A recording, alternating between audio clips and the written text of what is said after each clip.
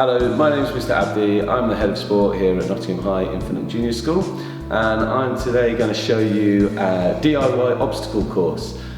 If you're anything like me, you were probably trying to keep active during the last 18 months at home, and this will hopefully give you some ideas of something that you could do in your house.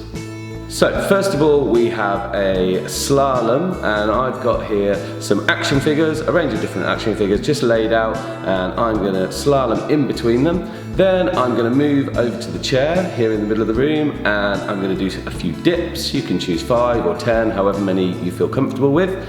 Next, I'm moving over to the broom handle, and I'm going to use this to balance on my finger whilst I move down to the end of the room. Then it's onto the teddy bear, and we're going to speed bounce over the teddy bear. Again, you can choose however many repetitions that is comfortable for you. I'm going to do 10. After this, I move on to my dressing gown cord on the floor, and we're going to balance along this back to the centre of the room, and this time on the chair we're going to do 10 press-ups.